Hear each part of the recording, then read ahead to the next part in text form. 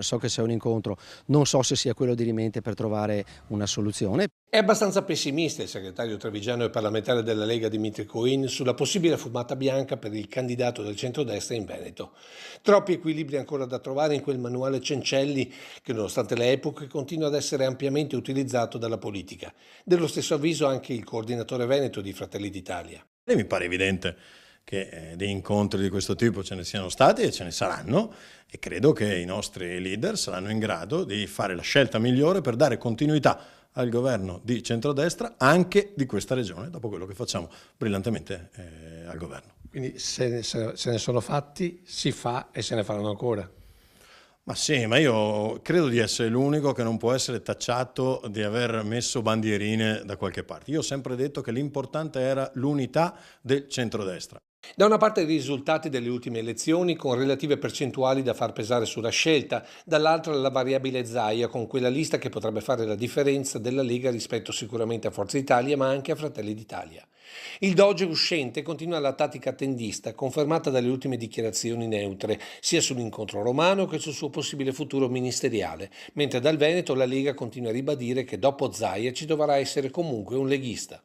Di fatto Fratelli d'Italia, il consenso che ha avuto sia le politiche che le europee in Veneto è un consenso assolutamente importante, però noi non dobbiamo dimenticarci che abbiamo governato per 15 anni con Luca Zaia la regione del Veneto. Questo governo è sotto gli occhi di tutti ed è stato un governo assolutamente positivo. Quindi la classe politica, classe dirigente che ha dimostrato in Veneto di saper lavorare c'è tutta.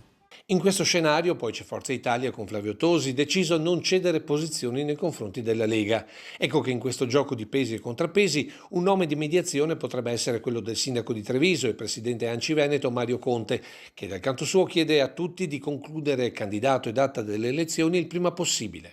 Importante fare sintesi, decidere chi sarà il candidato del centrodestra e poi cominciare a parlare di temi e di visione di territorio e dei veneti, perché parlando con la gente per le strade, nelle piazze, nei mercati, cominciano a non sopportare più questo tira e molla e ci chiedono di essere responsabili e di cominciare concretamente a parlare di visione e di quelli che sono i temi che preoccupano o che incuriosiscono gli elettori.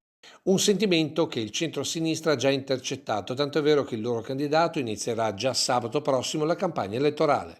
A Treviso inizieremo ufficialmente la sua campagna elettorale con una manifestazione pubblica che si terrà al Parco degli Alberi Parlanti sabato mattina alle ore 10, in cui sarà presente Manido e con lui tutte le forze, le personalità che l'hanno sostenuto.